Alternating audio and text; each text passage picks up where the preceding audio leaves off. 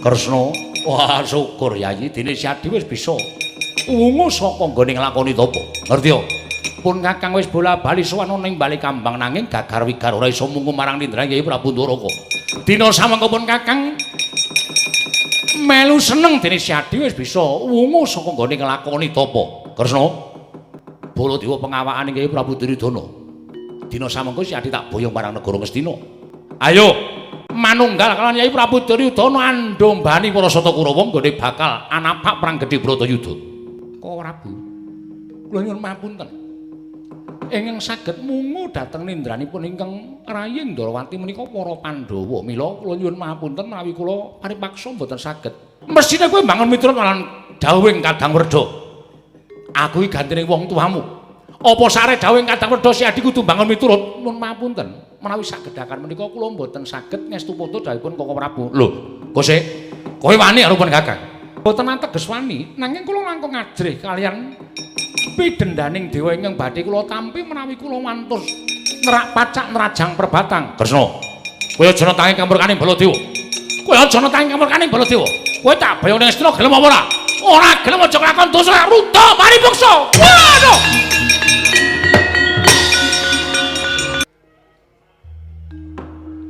Diwangsung ngono mati nuluy. Ana sasmintaning sun jagat wasisaning Ubathara paman. Paman Mlasa Jenar prayogakna anggone pekrira si paman ngadhep ora ning ngarsaning Manira paman Patih Harya Sengguni. Kawula non nggih anak Prabu.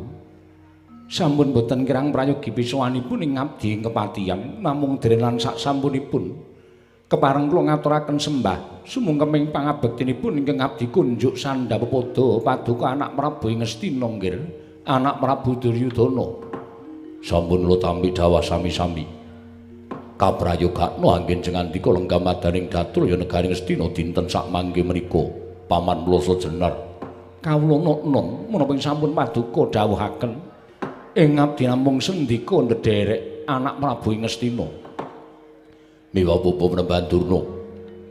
Katuran karaharjan rawuh jengandika Bapa ing Sukalima, Bapa Penemban Durna. Salah sila bertapa suwalu kimbal sumorante hawela lan muni nggih Nger sampun boten kirang prayogi pisuwanipun ingkang Bapa ing Sukalima lan tansah mangge widada sowan kula niskala tansah pinanganing kawidadan sowanipun ingkang Bapa wonten negari Ngastina kepareng kula ngaturaken pudya pangastawanipun ingkang Bapa kunjuk ngersa paduka anak Prabu ing Ngastina Nger anak Prabu Duryudana sampun kula tampi karya bombong raos sing manah mboten langkung kasekecakno anggen jengandika lenggah Bapa Penemban Durna. Kula naknan. Sampun boten kirang prayogi pisuwanipun ingkang Bapa ing Sukalima dinten sak mangke menika, Nger. Apa dene sira Kartomarma? Prayogakno ngrena ngadhep ngarsaning Sun Dimas Kartomarma. Lho iki diweji sesembahan kula. Mboten kirang prayogi anggen kula ngabiyantura ngersa paduka Gusti kula ingkang sinuwun. Namung kepareng kula ngaturaken sembah sumengkeming pangabektinipun ingkang rayi kunjuk Sandhapada Paduka Kanjeng Koko Prabu sembahan kula. Ndak tampa Siadi atur bekti lawan pun Kakang. Ora liwat pangestunipun Kakang tampanana lan wratakna mring kadanging sun kang padha gandung sibuh. Menapa ing Paduka dawuhaken badhe kula pundi nggo jimat Koko Prabu sembahan kula. Koko Prabu Baladewa sarawuh jengandika Kanjeng Koko Prabu sesembahan kula. Kepareng ingkang rayi ngaturaken pasegan panakrami kunjuk Sandhapada Paduka Koko Prabu ing Mandura. Koko Prabu Baladewa sembahan kula. Jagat Dewa Bathara ya jagat pangestu Ngara Pathik Indrajala Dewaku. Yayi. Akarya bombong raos sing manahipun ing Ngraka ing Mandura. Dupi kula tampi timbalanipun kadang kula Yayi Prabu ing Ngastina. Sampun kula tampi asung pambaginipun Paduka Yayi Prabu. Kosok wangsulipun kepareng ing Ngraka ngaturaken pudya pangastawanipun ing Ngraka kunjuk ngersa Paduka Yayi Prabu Ngastina. Kula tampi karya bombong raos sing manah amawahana kabagyaning gesang kula. Koko Prabu mboten langkung kasekecakno anggen jengandika lenggah. Yayi, sampun boten kirang prayogi pisuwanipun ingkang Ngraka ing Mandura. Wonten negari Ngastina titikel nggan sak mangke namung ngandadosaken gawok raos sing manahipun ing Ngraka ing Mandura. Sumengko sowanipun ingkang Raka mengajab enggalo prapting negari Ngastina namung nuhoni dhateng Nawala ingkang sampun paduka paringaken dhateng Raka ing Mandura.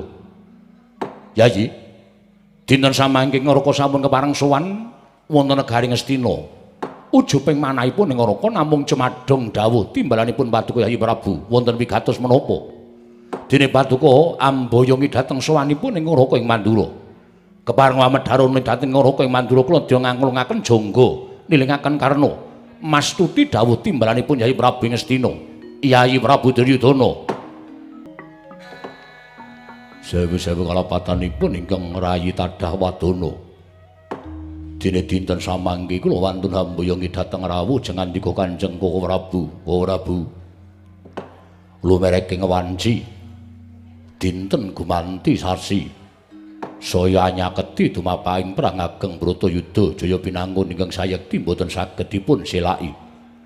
Jernyatanipun Pandhawa sampun utusan duta marambah kaping 3. Ewadene pangraos kula wel menawi kamukten negari Ngastina menika kedah kula paringaken dhateng para Pandhawa. Sampun dados tekadipun Duryudana. Bilih tumapaing Bratayuda menika mangke badhe katandha sinten ingkang badhe ngukup negari Ngastina. Mila dinten samangke kula ngrawuhaken paduka Kanjeng Koko Prabu Mandura. Pengajaping manahipun ingkang rayi namung badhe nyuwun supados wonten pangandikan saking paduka Kanjeng Koko Prabu. Benjang menawi Bratayuda dados benjang menawi Bratayuda menika lumampah paduka Koko Prabu Mandura kepareng hangrencangi Kurawa menapa dene angrangkul dhateng para Pandhawa. Kula nyuwun keterangan ingkang gumathuk Koko Prabu. Koko Prabu Baladewa, wilah jagat dewa Bathara jagat pangestunggal. Lho nyuwun pangapunten Yayi, mboten kanyono-nyono menawi sawanipun ing Raka ing Mandura nampi dawuh ing kados mekaten. Sejatosipun awrat anggen kula badhe munjuk atur jernyatanipun Kurawa menika tasih kadang kula piyambak, Pandhawa menika tasih kadang kula piyambak.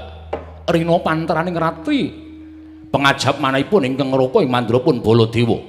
Sageta wonten tandha-tandha wurunging Bratayuda lan sageta wonten srana supados perang menika mangke boten kelampahan. Ewadene gandeng sakmangke sampun boten saged dipun selaki malih. Yayi Prabu Cukeng pendhawanipun adreng wonten pundi purukipun kejawi amung lumampah perang ageng Bratayuda. Mila ingkang saking menika kula nyuwun dawuh saking paduka Kanjeng Koko Prabu supados angantep-antepi dhateng manahipun ingkang rayi Ngastina pun Duryudana. Kula nyuwun kanthi sanget dawuh paduka sakmangke keparenga paring dawuh benjang Bratayuda Koko Prabu Baladewa mbelani dhateng Kurawa menapa dene menapa Pandhawa. Yayi, kula nyuwun pamunten menawi dinten sakmangke menika kula dereng saged matur. Kula dereng saged matur. Kula nyuwun pamunten nggih. Kersanipun anak Prabu Ngastina menika wonten dawuhipun anak Prabu Mandura. Krana menapa kula pitados nadyan wantun dikados menapa tiyang badhe nglampahi perang menika tertentu wonten raos was-wastuin sumelang. Kinarya ngantep-antepi dhateng penggalipun anak Prabu Ngastina kepareng anak Prabu Baladewa kula aturi paring dawuh. Minjang tumapaing Bratayuda menika jengandika anak Prabu Mandura menika mbelani dhateng sinten. Mangke badhe wonten atur ingkang kula kunjangaken dhateng Yayi Prabu Ngastina. Nanging tumrap ingkang Raka ing Mandura. Sakmangke menika dereng wancinipun kula munjuk atur dhateng resanipun Yayi Prabu Ngastina. Lho nyuwun pangapunten, Ger. Wonten ing madyaning pasewakan menika istrinipun sampun dipun rembak dening para sepuh klebet ingkang Bapa ing Sukalima miwah Adipati Harya Sengkuni tuwin anak Prabu Duryudana. Supados samangke ngrawuhaken dhateng paduka anak Prabu Baladewa ingkang wigatos sakmangke paduka kula aturi paring dawuh. Paduka kula aturi paring dawuh. Amargi tida-tida penggalipun anak Prabu Ngastina babakan anggen paduka menika ngrangkul dhateng kadang-kadang paduka Sata Kurawa. Mongko pendak-pendak panjenengan menika tansah kempal kaliyan para Pandhawa. Mila dereng saged dipun temtokaken anak Prabu Mandura menika badhe mbelani dhateng sinten menapa mbelani dhateng pun Kurawa menapa mbelani dhateng Pandhawa. Mila wonten ing sagedhagan menika panjenengan kula aturi paring dawuh supados angantep-antepi dhateng anak Prabu Duryudana sakmangke anggenipun badhe anapaki perang ageng Bratayuda. Bawa Penembanduna, kula wonten maring dawuh. Nuwun sewu. Nadyan pendak dinten Baladewa menika mapan wonten negari Ngastina, nanging raos kula menika merdika. Tegesipun kula mboten saged dipun peksa dhateng sinten-sinten. Kula menika ya ratu, ala dikaya ngapa kula menika ya Nalindra. Mula kula ora kena mban siladan. Kula ora kena nemtokake sakniki kula melu Kurawa menapa melu Pandhawa. Niki enten lambe atine Baladewa, sapa-sapa ora ngerti. Benjang ajeng kula temtokke piyambak. Mangke rumiyin nggih. Menawi benjang sampun kelampahan perang ageng Bratayuda panjenengan nembe nemtokaken menika tegesipun panjenengan menika nuwun sewu. Mboten saged tumindak adil dhateng kadang-kadang paduka para Kurawa lan para Pandhawa. Langkung-langkung para Kurawa. Jenyatanipun pendak dinten paduka menika tansah srawung dhateng para Sata Kurawa. Langkung-langkung Nalendra Mandura menika nggadahi kewajiban dados pepayunging para Kurawa. Nanging sabab menapa dene dinten sakmangke wonten pandangun saking anak Prabu Duryudana panjenengan dereng kepareng-paring pangandikan dinten sakmangke. Oh Durna, wonten dawuh. Cekap. Menika kula inggih badhe ngrebat. Ora Bu. Samenika dinten samangke. Menawi paduka Kanjeng Koko Prabu dereng kepareng-paring pangandikan. Babagan anggen paduka mbelani para Kurawa menapa para Pandhawa mboten dados menapa. Nanging pawarta ingkang sampun sebar bilih kadang kula Kanjeng Koko Prabu Ndarawati nembe alampah tapa sari wonten ing Bali Makambak. Monggo pawarta ingkang sampun sebar sinten ingkang saged amungu nendranipun Koko Prabu Ndarawati inggih menika ingkang badhe unggul wonten madyaning Bratayuda Jaya Pinangun. Mila dinten samangke babagan menika kula pasrahaken dhateng paduka Kanjeng Koko Prabu. Kasembadalan botenipun jangandika amungu nendranipun Koko Prabu Ndarawati menika mangke badhe katandha. Menawi jangandika saged amungu tapanipun Koko Prabu Ndarawati ateges Koko Prabu kula anggep angrangkul dhateng para Kurawa lan belani para Sata Kurawa. Nanging menawi jangandika menika mboten saged amungu tapanipun Koko Prabu Ndawaraka. Kula anggep menawi Koko Prabu menika nuwun sewu lair ndedheple wonten Ngastina ning badhel bak ngrangkul dhateng para Pandhawa ngaten kemawon. Yayi, kula nyuwun pamunten. Menawi caranipun mekaten menika panjenengan meksa dhateng kamardikanipun ingkang Raka ing Mandura. Kula mboten badhe menggalih babagan anggen kula meksa menapa mboten. Namung sagah menapa mboten. Menawi mboten sagah kula temtokaken saiki cetha nek Koko Prabu Mandura menika mboten tresna dhateng para Sata Kurawa. Koko Prabu Mandura menika langkung tresna dhateng para Pandhawa. Nanging menawi jangandika sagah amungu nendranipun Koko Prabu Ndarawati, kula anggep yen to Koko Prabu Mandura menika sanget-sanget anggenipun ngrangkul dhateng para Kurawa. Koko Prabu Wiladal. Oh, Wiladal. Jagat Dewa Bathara jagat Pangestungkara. Nadan semunipun kula dipun pepetaken dhateng kawontenan nggih. Menawi kesanipun Yai Prabu kados mekaten kula mboten badhe selak. Namung kula suwun kanthi sanget anggen kula badhe amungu dhateng nendranipun Yai Prabu Ndarawati wonten ing Bali Makambak. Kula suwun kanthi sanget sampun ngantos wonten Kurawa setunggal kemawon ingkang angot Kanjeng Koko Prabu Mandura.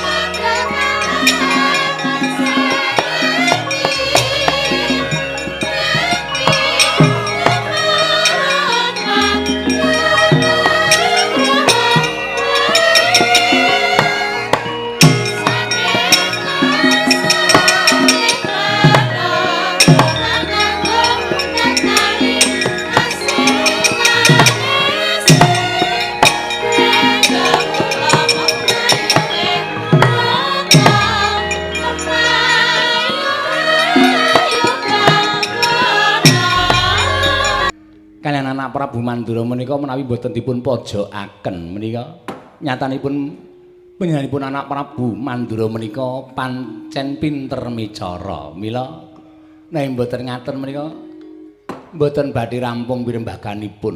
Rayu ngono to Kakang Durna. Oh, pancen mengkon milih kok angel. Melu Kurawa apa melu Pandhawa? Ditakoni kok ora milih kabeh ki arep golput apa piye? Lah iya. Mongko golput ki ora apik ya Dipate. Nggih, nggih. Ameng kok nyoblose kok angel. Aku ora dikone nyoblas-nyoblas wae. Lah nggih niku. Rumangsa kula kok angil ngoten lho. Ning sakniki dipojokke pun panjenenganipun kersa mungu dhateng nendranipun anak Prabu Ndarawati anggenipun tapa nendra. Nuwun pamunten nggih, malah kula mboten mireng babakan Sinuwun Ndarawati anggenipun tapa nendra. Wonten pundi? Bali makam. Bali makambang menika kala wau. Menapa para saestu bilih sinten ingkang saged mungu nendranipun Sinuwun Prabu Ndarawati nggih menika ing badhe katandha unggul wonten ing madyaning Bratayuda. Pancen kabar sing tak tampa ngono Kakang Duna. Oh, wis aneh-aneh temen. Wong perang kok katandhane ming munggah wong turu. Lah nggih, aning anak Prabu Ndarawati menika nuwun sewu, menika Titis Wisnu. Menika menungsa nanging nuwun mapunten Kakang Durna, niku pengawak dewa. Nek ya ora umum to. Apa sasmitane wong menang perang kok munggah wong turu? Niku jenenge ora wangun. Coba kula tak turu manggugah. Sampeyan menang mboten? Nek kira-kira elek bubar nggih. Sampeyan kok ya werna-werna. Boduna wonten dawuh Paman Haryo, wonten timbalan. Samangkir hati Jubri ora sing manah kula. Kepareng paduka anak Prabu. Anggenipun Bawa Prabu Baladewa paring dawuh menawi bidalipun boten kepengin dipun odol dening para Sata Kurawa. Kula suwun kanthi sanget. Nadyan kanthi laku dedemitan dipun titipriksa tintahipun Bawa Prabu Mandura. Inggih menawi mangke saestu badhe mungu nendranipun Bawa Prabu Mandura utawi Bawa Prabu Ndarawati. Nanging menawi piyambakipun boten ngleksanakaken menawi dados dawuhipun ingkang putra ing Ngastina. Cetha menawi Koko Prabu Baladewa menika saestu boten tresna dhateng para Sata Kurawa. Kepareng ambidalaken kadang paduka Sata Kurawa kula semanggaken. Boduna wonten dawuh Ger. Sampeyan sampun ngantos kantun ditipriksa kawontenanipun Koko Prabu Mandura. Oh inggih, inggih ngestaken dawuh. Mangke badhe wonten atur babakan kawontenan ingkang dumados wonten ing Bali Makambang. Menapa anak Prabu Mandura saestu badhe amungu dhateng nendranipun anak Prabu Ndarawati, menapa namung api-api piyambakipun menika sagah nanging jatosipun boten mungu dhateng nendranipun anak Prabu Ndarawati. Menika langkung prayogi. Babar pisan paman wonten timbalan bubarna kang padha sibuk. Jeneng ingsun Arsa Kundur Ngedaton, kula non ngestaken dawuh nyuwun pamit madal pasilan. Kaya wis ora ana dawuh maneh paman plasa jenar. Purna gatining paranggilan. Sanata Arsa Kundur Ngedaton jeluk saking dampar cara kinampit gambaran gading kadhirangan sangganing Puromban Jati manggung ketanggung Jaka Palororo ing sami ngampil upacaraning prabon. Kawis tinggal saking Mandura tindak nyosri Naranata. Lamun katinon saking Mandura kaya tansah sesanti kamulyane.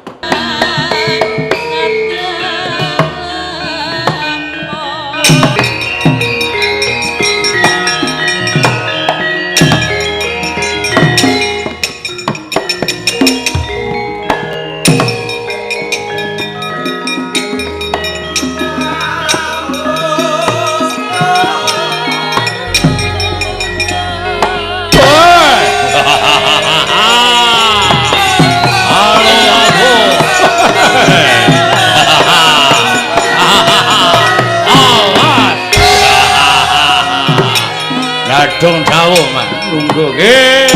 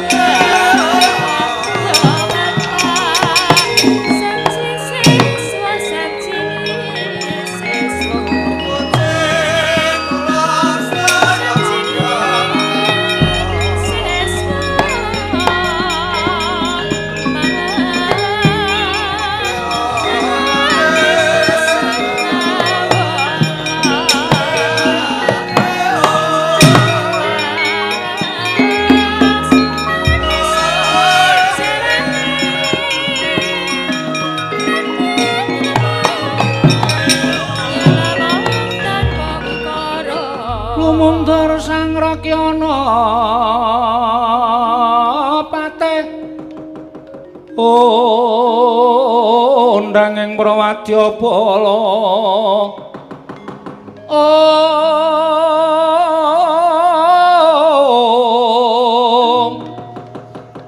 Pak sur tambur myang suling pepandhen dalutek miwa bandera kakandha warna-warna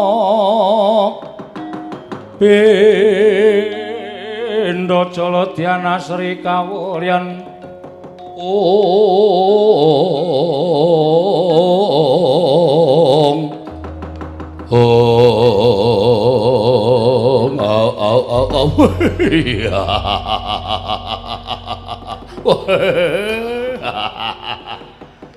Maningkang putra Banjar Jungut mundur sasana cemadheng dawuh. Ripun kabare? Sampeyan ngawi sangganing para sata Kurawa wonten ing pagelaran Jawi Negari Ngastina. Ingkang putra mundur sasana nyadheng dawuh. Werta-werti, werta-werti. Manseng kunar metu nglatar numpak dukar kula Dursasana nungsung kabar. Manseng kuni werti medal Jawi numpak Pitmini kula Dursasana nungsung pawarti lho. Werta-werti man. Kang putra pun Dursasana ngaturaken Hermina Kata. Hermina Kata iki tegese apa? Nun, Hermina Kata iki tegese apa? Her menika toya mina ulam kata galak. Sak galak-galake ulam kesrambahing toya tesih galak atur kula man. Nyadhong dawuh man ampun klecam-klecem mendel mawon. Pamanadyan putra pun Kartomarma. Kula cemadhong dawuh, kula ngaturaken sarpa mandalika. Sarpa mandalika, sarpa menika ula manda mandilika upas. Sak mandi-mandi upas sing teksaka tesih mandi atur kula. Marnadyan kula pun Surtayu cemadhong dawuh. Kula ngaturaken Gandharwa mangsa jalma. Gandharwa menika buta mangsa menika mangan jalma menika menungsa. Sak galak-galake buta mangan menungsa tesih galak atur kula. Man. Saiman. Kula wajib traksi man. Kula ngaturaken Tirta Candaka. Tirta Candaka, Tirta Candaka, Tirta niku banyu Caca Maria Candaka. Candaka niku kodhok. Kados Paman Harya Sengkuni kaya kodhok. Jengkulmu melacat karo makne cilik kok sembarana. Lah Bat. Jajane Kang Putra Bedil Megati semanten ugi kula cumadhong dawuh, Mas. Ada apa? Paman Sengkuni mengumpulkan segala para sata Kurawa. Kepada Kang Putra cumadhong dawuh Paman Alya pun kendel mawon Paman. Dursasana. Kula. Kowe ngerti ora pirembugan dina iki mau ngrembug apa? Ora ditebih nggen kula sowan. Mila mboten cetha anggen kula nampi pengdanipun Koko Prabu Ngastina kepareng Paman ambabarana ingkang putra ing Banjar Jungut pun Dursasana lho. Pirembugan dina iki mau mung kepengin ngerti panjenenganing anak Prabu Baladewa ingkang katuran rawuh nang Praja Ngastina. Merga kowe ngerti to, Nggir? Bratayuda iki wis arep wiwit. Duta pengawakaning Pandhawa kaping 3 kabeh gagar wigar. Mula wis katandha Bratayuda bakal dadi. Mula anak Prabu Ngastina nglumpukke para nalendra-nalendra ingkang padha sarujuk lan kepengin bantu marang anak Prabu Ngastina, klebu anak Prabu Baladewa. Nggih. Lah terus pengendalipun Koko Prabu pripun? Pancen anak Prabu Mandura kadangmu sepuh kae pancen wong angel. Angel. Angel tetep dudurani. Mula nganti dirembug ngiwa nengen ngalor ngidul ngetan ngulon ora kersa panjenengane paring dawuh. Lah iki jebul ana bab ingkang bisa gawe jalaran anak Prabu Mandura iki engko katandha bakal mbela karo sapa? Jalaran apa, Pak? Anak Prabu Ndarawati dina samengko iki Tapanendra. Tapanendra? Iya. Tapanendra niku napa? Tapa turu. Lho, tapa kok turu niku pripun? Lho, nyatane pancen kaya ngono. Apa kowe ora ngerti critane biyen ana satriya panglebur gangsa kang aran Raden Kumbakarna kuwi pendak dina nglakoni tapa turu. Mongko le turu ora mung dinan-dinan nanging tekan sasen-sasen. Mulana Prabu Ndarawati dina samengko nglakoni tapa turu ning Bali Kambang. Mongko pawarta alok ing para kawula kabeh para pinter padha nyebutake Brahmana uga paring pangandikan. Yen to nindraning anak Prabu Ndarawati kuwi bakal katandha lumadining perang Bratayuda lan isa dadi tandha sesuk sapa ingkang bakal unggul jurite. Wah. Kok iso ngoten terus? Sapa sing iso mungu nindraning anak Prabu Ndarawati ya kuwi ingkang bakal menang jroning perang Bratayuda. Lagi niki lho kula ngerti. Wong gugah wong turu kok iso menang. Nyatane pancen kabare ngono. Mula anak Prabu Duryudana tumuli utusan marang anak Prabu Baladewa supaya mungu nendrane kadange taruna ya kuwi anak Prabu Ndarawati. Terus Koko Prabu Mandura sagah. Saguh wis mangkat ning sing dadi cubriyaning anak Prabu Ngastina teka tindake anak Prabu Baladewa ora dikeparengake ditutke sapa wae. Lah kowe kabeh didhawuhi supaya laku dedemitan. Ngetutke sinuwun Prabu Mandura ning aja nganti kawistara. Nitik apa pancen anak Prabu Mandura kuwi pancen mungu nendraning anak Prabu Ndarawati apa ora. Yen pancen mungu nendraning anak Prabu Ndarawati tegese lahir batin gone tresna marang Kurawa. Ning yen ora lha teges anak Prabu Mandura ki pancen ora seneng karo Kurawa, lahir ngrangkul Kurawa ning batin ngrengkuh marang Pandhawa. Wis ora wajib mbok ajeni, wis ora wajib mbok aosi, ora wajib mbok sembah. Yen perlu tegelana wae anak Prabu Mandura nggih Dursasana. Ora. Nun sewu man watuk tenan kula. Iya. Ngerti aku. Nggih. Niki nuwun sewu kewajiban sing angel ditandangi. Kok angel ditandangi? Lah mangke nek sinuwun Prabu Mandura Kanjeng Koko Prabu niku tekan Bali Kambang mboten mungu nendraning Koko Prabu Ndarawati. Lah Kurawa mandhawuhi ngroyok Koko Prabu Mandura. Kula tak takon Kurawa semanten iki sing wantun kaliyan Koko Prabu Mandura sinten? Cobi kula tak nyuwun prisa. Mboten wonten nika niku jago-jagone wong perang digdaya sekti kalintang pilih tanding boboting yuda. Koko Prabu Mandura niku dados gurune Werkudara dadi gurune wong perang. Kok ajeng dikroyok Kurawa. Kurawa niku baja ming 100 sak anak putune kon ngroyok Baladewa mboten ajeng menang. Ngangge mikil,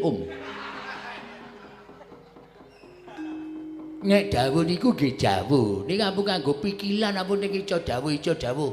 Kae keloyok. Tul Koko Prabu Baladewa niku kagungan pucaka lolo cacahe. Kiai Alugala, Kiai kali Kiai Nenggala. Niku tawake gunung jugluk segala asat. Kulawa niku lasakati dicelana kanggo Nenggala, diatungi Nenggala wae kejek. Kok aja keloyok Koko Prabu Mandura niku nalal sampeyan pripun? Sampeyan saya tuwa saya goblok. Ora tau mikil. Ming wato dawuh niki pun ajeng pelak Bratayuda lho, Mas. Sik rada pintel sithik. Pate kok petuk. Pate apa kuwi? Nggih man kedatipun penggalih. Nggih maman kedatipun penggalih. Sinten ingkang badhe wantun kaliyan Koko Prabu Mandura? Man. Iki yang ngre usul ming marai mumet sirah. Ning gandeng kowe iki Kurawa ya tak keparengake usul piye? Nenek. Cara kula niku Koko Prabu Mandura nene niku mengke nek pancen ora gugah Koko Prabu Ndarawati le tapa nendra niku nenek pancen Kurawa mboten nonton sing wani nerajang kridaning Koko Prabu Mandura mang pasrahke Citarum Citraksi man.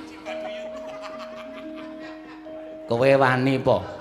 Kula niku wis dadi prajurit. Prajurit niku wis disumpah aja wedi kakak karo sapa-sapa tur kudu ngestokke dawuhing ratu. Nenek-nenek dawuhing ratu niku wis peparing dawuh kudu iso mbondo Koko Prabu Mamandura nek pancen Koko Prabu mboten gugah indranipun Koko Prabu Ndrawati nek pancen Kakang Mas Dursasana, Kakang Mas Kartomarma, Durdurma Gati lan kabeh para Satakrawa ora ana sing wawani nyekel Koko Prabu Mandura, apike kula duwe ide. Kowe duwe ide apa? Koko Prabu Mandura kan nyekel polisi.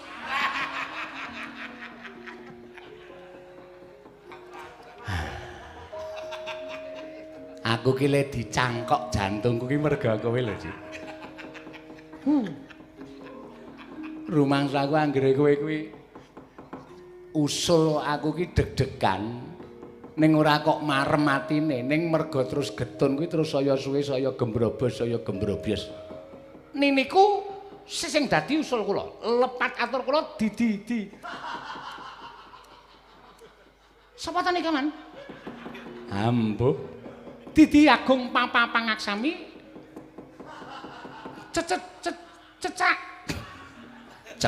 cekap semanten ayo atur kula nek wonten lepat nyuwun Papa panu kadas kurap gatak jam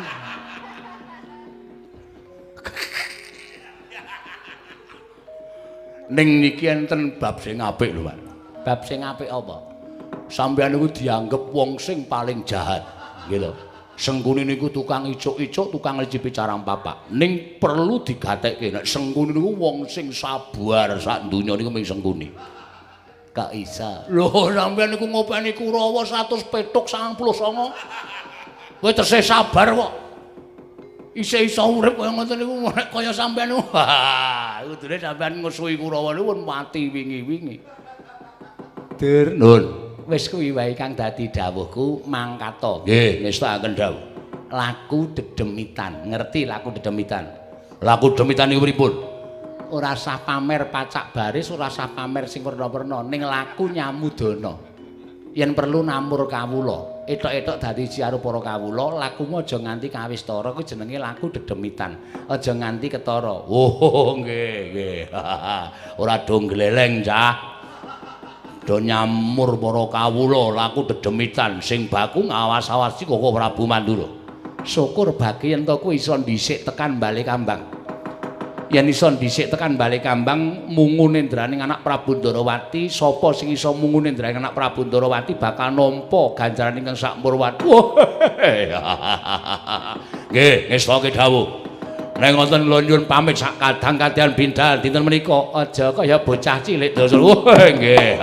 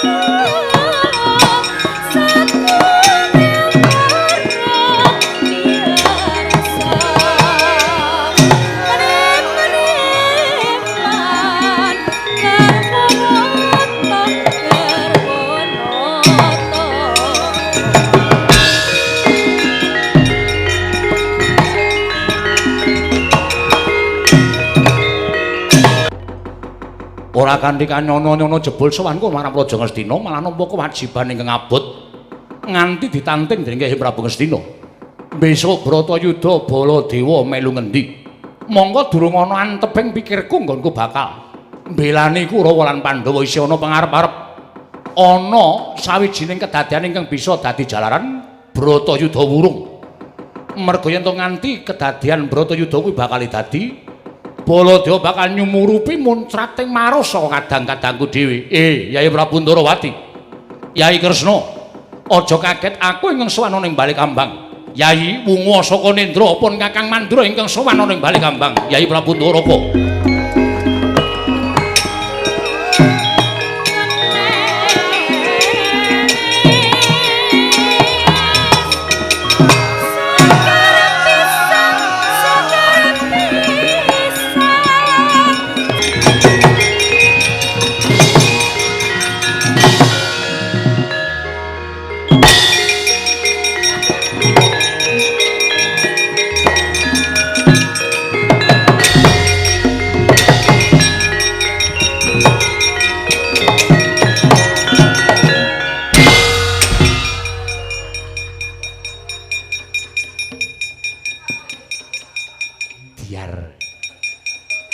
Rumah sama aku ora iso bares karo Rati.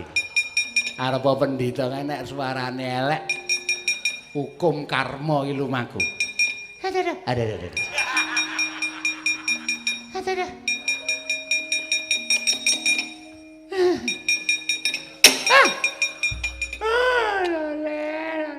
Cek mate. Nggih. Pun perang? Empun. Ketemu karo sinten? Ketemu karo Sencaki. Sencaki kula tantang dheweke tanpa wangsulan ngantem kula dies. Dheweke ajeng ngantem tak saut tangane kula antem tangan kiwa diek kena nggon dada. Sencaki ngletak mboten. Candhak sirah kula diantem lejil kula ngletak candhak duncalke. Nuwun sewu, kula wis mbatin tiba ning Padasuri kok tiba kok mak kledhuk penak. Muji syukur ngersani Gusti. Dene sampeyan dawah wonten cengel kula. Napa nggih? Nggih, estu. Ning mboten napa-napa gandeng sampeyan niku kanca kula nek tiba nang Padasuri sampeyan mesti remuk. Nggih. Padha karo kula nyametke kalih sampeyan. Nggih. Ning kula lara ati karo Setyaki. Mergane perang karo Sengkuni kok njata Sengkuni tibane iso pas kula. Niki padha karo Sencaki ndem-deman kula. Mangsem iki debate. Kula ajare Setyaki regane ngene.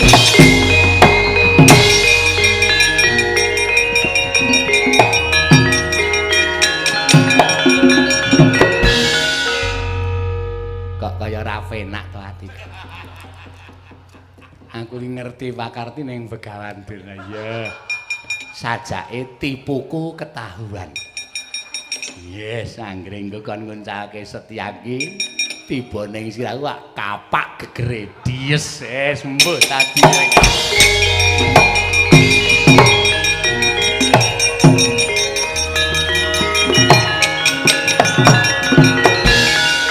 Oh, Setyaki, salim. Iya.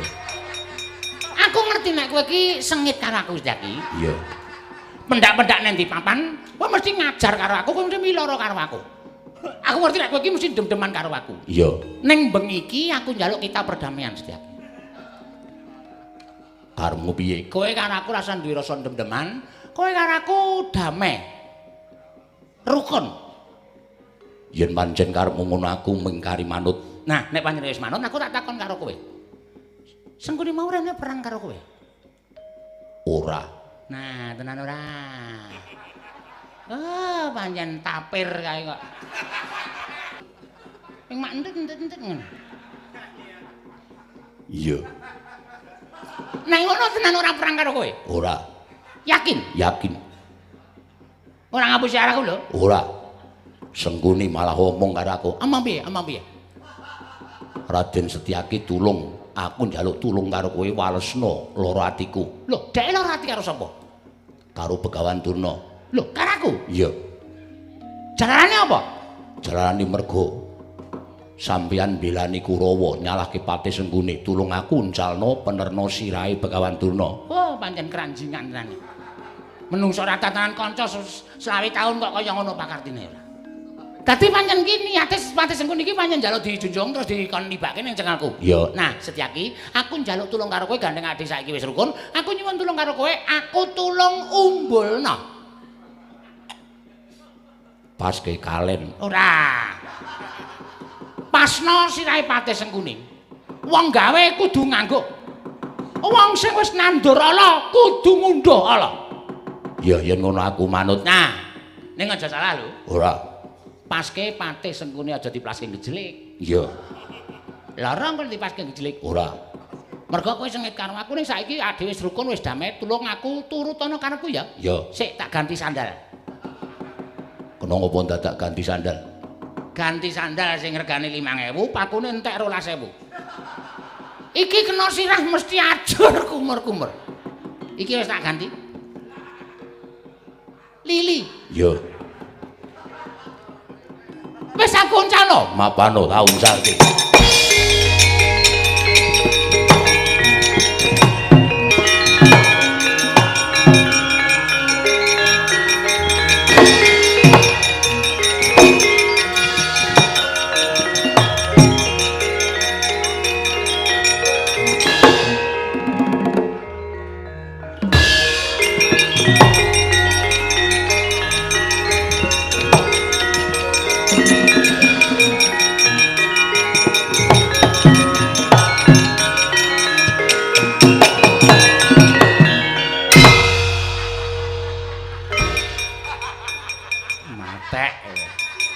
Rumangsaku padake ora ngerti.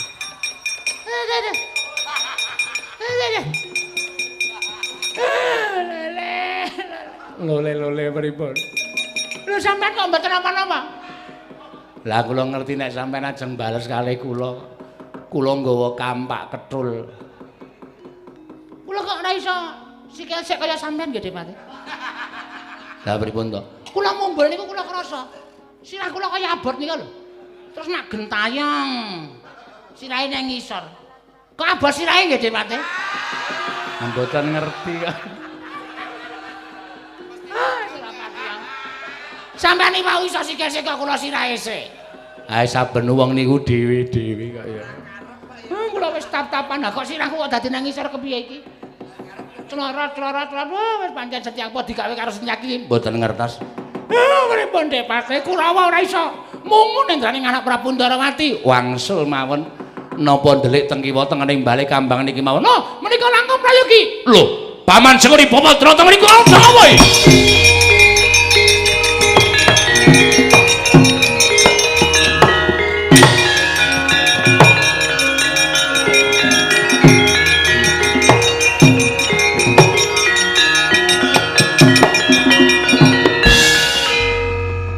Poduro.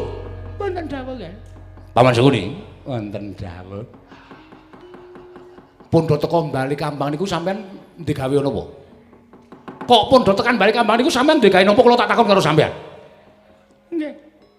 Ya istanipun menapa menika?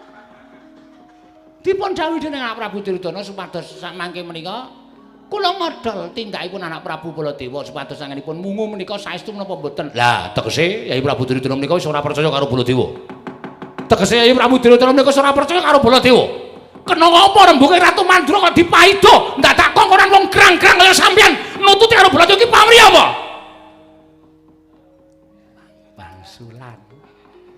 Wangsulan. Kula mboten mangertos, Ger. Kula mboten mangertos kula namung nindakaken kewajiban kemawon. Terus sakniki kula tak takon karo sampean. Napa sing mang tindake teng bali Kambang? Kula tak takon. Kurawa tekan ngendi Paman mesti gawe kisra. Kurawa nang ndi Paman mesti gawe geger. Napa sing mang pun tindake teng bali Kambang kula tak takon? Dek Patih ngertos, Dek Patih sampean mang ngomong. Kurawa sampun nyobi mungu nindranipun Anak Prabu Ndarawati. Ning boten kelampah mergi dumados ing peperangan kaliyan Setyaki. Lah, tegese wis gawe geger. Tegese wis gawe kisra. Kula ora ismene karo sampeyan to. Percaya karo omongane Baladewa, ora usah dadak melu-melu perkara iki.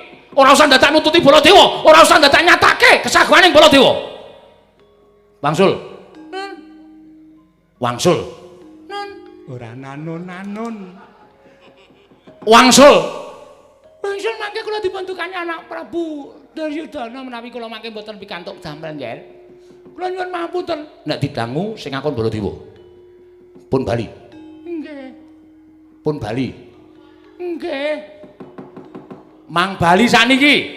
Kula tak mungu nang Nyai Prabu Ndrawati ora usah ditunggoni Kurawa. Ora usah ditunggoni sapa-sapa. Mang bali. Gelem bali ora? Ora gelem bali glandangi negara. Gandhi.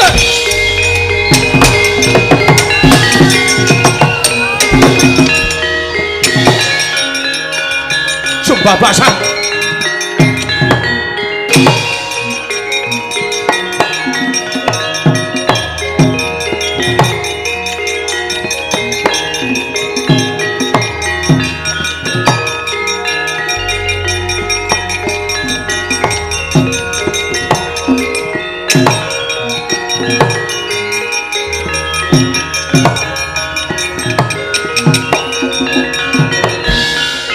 Baladewa ngarepati Duwinares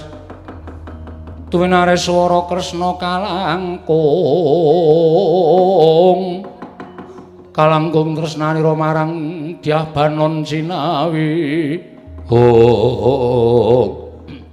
Koko Prabu ya rawuh wonten ing bali Kambang. Pun Kakang dinuntut Kyai Prabu Duryudana kinen nyoba ketrimaning Prasata Kurawa mungu kalawan Indraning Kyai Prabu Kresna. Setyaki wonten timbalan. Apa pun Kakang uga bakal mbok penggak ora mbok keparengake mlebu ana ing jroning bali Kambang. Inggih. Ijatosipun dawuhipun Koko Prabu Ndrawati sinten kemawon. Ning papang pun Kakang iki kadange werda. Pun Kakang kadange tuwa Kyai Prabu Ndrawati. Inggih. Ayo kowe semingkir. Semingkir. Wen ana dalan pun Kakang tak ketemu karo Kyai Prabu Kresna ing nedeng tapa brata tak cobane pun Kakang mungu ning Kyai Prabu Ndrawati semingkir. Saken Prabu.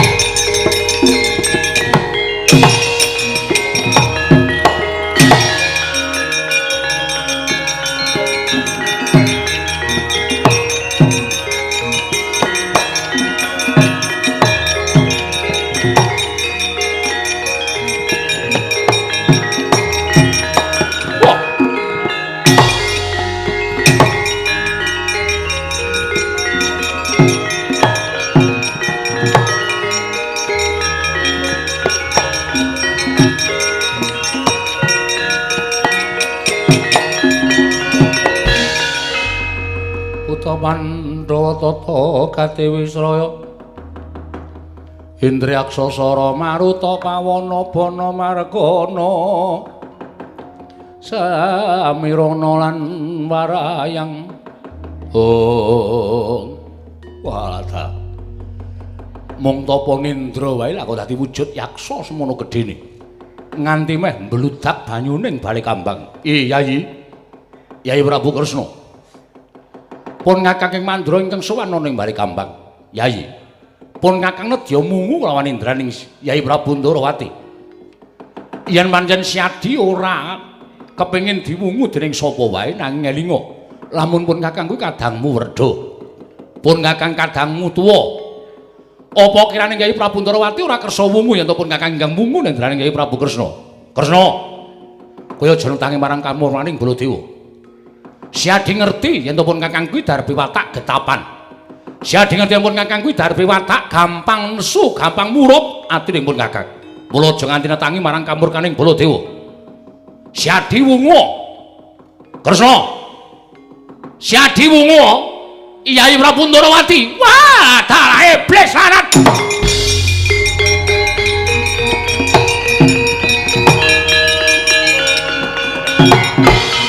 Bramantya nata ing Mandura Prabu Baladewa. Nalika semanten maos dipun sepelekaken dening Kang Raying Ndrawati anggenipun alampah tapa nendra. Ing cipta nata Mandura sigra angliga Kyai Nenggala. Katingal murup epek-epek ing nata ing Mandura. Kajena bilih Kyai Nenggala badhe medal. Kocap kacarita tanggaping gati nadyan sejatosipun. Amung kantun wadak parandene sakmangke tinenggan pusaka nenggih Kyai Cakra Baskara. Jopi mulat kawontenanipun nata agung ing Mandura Arsa Angliga Kyai Nenggala. Mijil saking kancing gelung Kyai Cakra. Kumiter wonten inggiling nata Mandura Prabu Baladewa gragapan medal saking bali Kambang nata Mandura.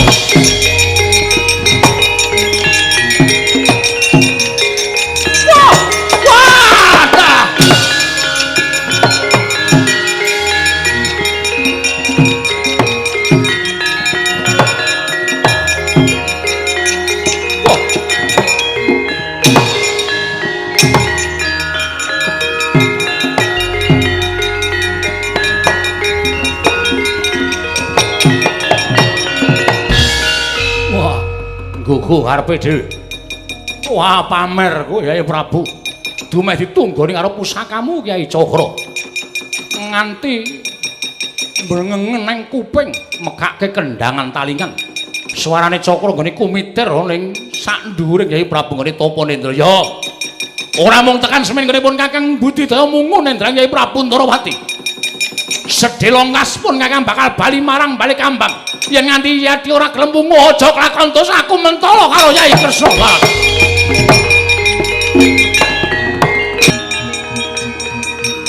Baiklah. Yai Prabu Ndarawati.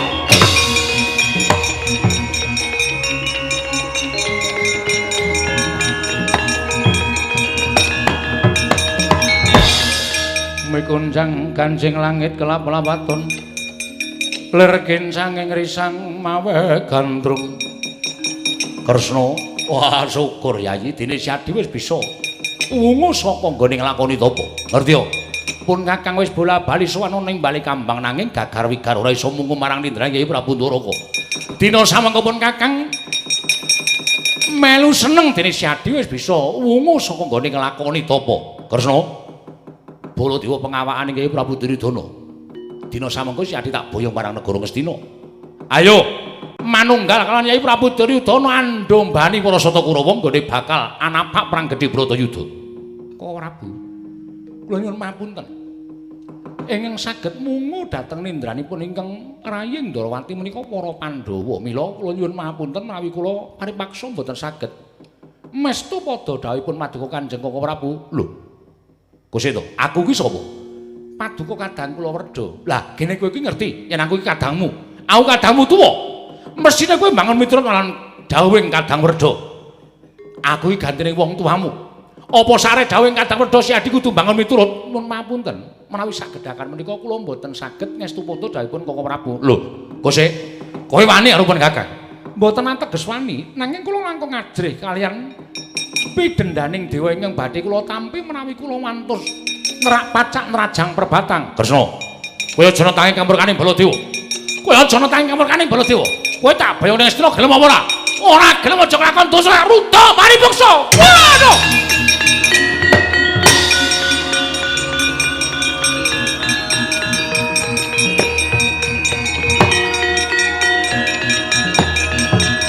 Wah, wadah.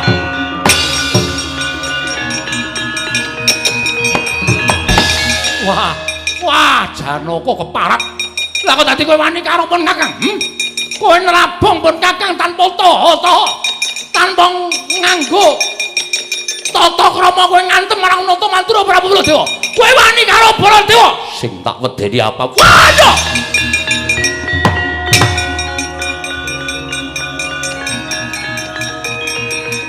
Wah!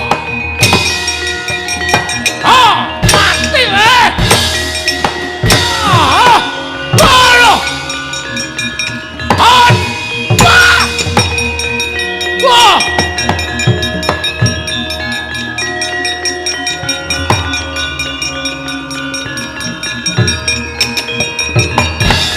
Wah, panus maring jajaran iblis larat. Wis ora ana tanceping tata krama karo dulur tuwa. Kowe wani karo Baladewa ya. Ditemtoke dina iki. Baladewa mbelani Kurawa.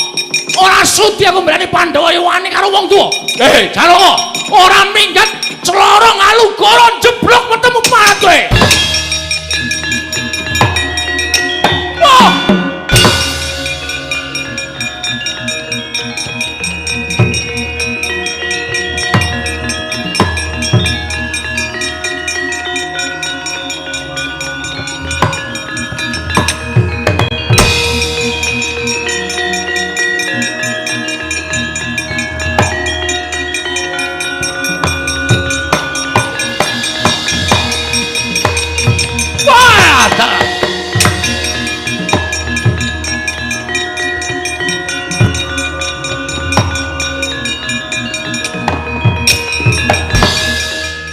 Pilahing Mas Tunama Sidam sekaring bawuna langgeng. Baladewa, kebangetan nggon kita duwe watak sesongaran. Kebangetan nggone kita duwe watak gumendhung kumalungkung. Dupeh ngasta pusaka kadewatan ingkang ampuh kagila-gila. nganti pusaka kita tumancep ana ing bumi Baladewa. Bumi ingkang tansah nampa apa kang dadi tingkah laku ning titah teka mbok Pulasara nganggo hawa panas ingkang kaya mengkene. Muga-muga Jawata kabeh padha nekseni apa ingkang dadi pitukane yen to kita wis gawe sengsara Bantala ingkang wujud dadi duwe rasa panas kaya mengkene. Seksenana jagat saisine lamun pati kita besok bakal kejepit bumi pitu bola. Aduh, Kresna mati aku tuh. Aduh mati aku. Aduh mati aku.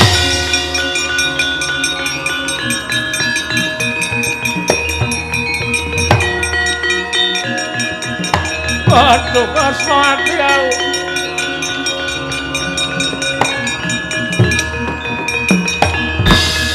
Kresna mati aku Kresna. Aku tulungono. Aku tulungono Kresna. Iki lha kok dadi kaya ngene kahanane. Teka sengsara timen patiku besok Narayana aja meneng wae aku tulungono kaya aja klecam-klecem guyang-guyu. Aku tulungono. Mangke rumiyin to. Kok Prabu menika kenging menapa? Kresna mati aku. Nalika semono aku perang karo Janaka. Sajake Janaka mbelani karo kowe lan awel yen to kowe tak boyong marang negara Ngastina. Saka gempung ing rasaku aku nglepasake Kyai Alugara. Alugara tumama ning Bantala ana geni murup ingkang metu pangandikane jarene dewaning Bantala nyepatani karo aku yen to aku sesuk matine jepit bumi sapitu. Kresna aku tulungono Kresna aja meneng wae Kresna.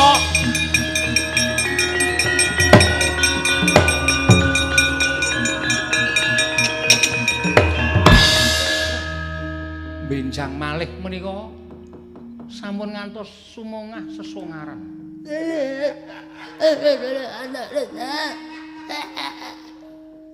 Petuk tak tapuki sandal cangkemmu kowe. Arep ndi kok? Arep metu. Rasah. Engko ndak wektune saya wengi. Aku arep ndagel, Tru. Sandagel wis ora. Tiang sumungah sesorangan menika pikantukipun inggih ngaten menika. Kula nyuwun pamunten, bumi menika lepatipun menapa? Bantala menika lepatipun menapa? Menungsa menika anggenipun nyikara dhateng bumi menika sampun sak pikajeganipun piyambak. Ning apa tau bumi menika protes? Kok kowe nganggo protes barang kok? Tahu-tante bumi menika sambat. Mboten nate. Malah panjenengan ndhawaken Kyai Alugara ngantos Bantala umup. Mila mboten maneh menawi kedah mekaten rampanipun. Aduh mati aku menika mboten saged dipun selaki kedah nampan kok. Ah mati aja Kresna aja kaya ngono. Menawi paduka Kanjeng Prabu sampun ndedodho ing kalepatan wonten pitumbasipun. Pitukane apa? Koko Prabu kedah ndanakaken sedaya Brana Picis negari Mandura menika dhateng para kawula sak negari Mandura langkung-langkung tetiang kang boten gadah kawula ingkang keserakat gesangipun kedah dipun paringi dana saking negari Mandura ngantos telas. Lho. Nganti entek inggih. Lah aku piye? Sagah napa mboten? Menawi mboten sagah, ha iki sampun monggo. Seda panjenengan dipun jepit bumi sapitu. Wah, ya wis ikhlas. Negaraku entek ora apa-apa ning aku slamet pati kok aja dipet bumi sapitu Kresna. Menika ingkang nomor setunggal dene ingkang salajengipun Koko Prabu mboten kenging kondur. Lho, ora bali mboten. Lah terus pun Kakang kudu menyang endi? Koko Prabu kedah nggedhekaken kasutapanipun. Lereh kalendranipun mapan wonten ing inggih menika ingkang winastan Cemara Sewu inggih Grojogan Sewu. Alampah Brahmana. Lah aku dadi pendhita ana ing Grojogan Sewu ya Cemara Sewu inggih. Suwene kula mboten saged ngaturaken. Mangke menawi sampun wonten sasmita saking dewa kedah jugaranipun dados Brahmana inggih menika wancinipun. Waduh, lah banjur arep pirang taun? Kudu pirang taun nggonku mapan ning Grojogan Sewu. Kula mboten saged matur. Namung sagam napa mboten? Menawi mboten inggih sampun panjenengan sedanipun badhe dipun jepit bumi sapitu. Aduh, Aduh, Kresna. Lah kok dadi pungkasaning lelakonku kudu kaya mengkene sing tak lakoni ya. Wis, ora dadi ratu ora apa-apa aku tak brahmana ning grojogan sewu. Aku njaluk pamit ya Kresna. Ning tenan to matiku ora dicepet bumi sapitu. Mboten menika Prabu leksananipun dados saturipun ingkang raying Ndarawa. Aku njaluk pamit aku tak budal saya. Oh. Aduh. Wah,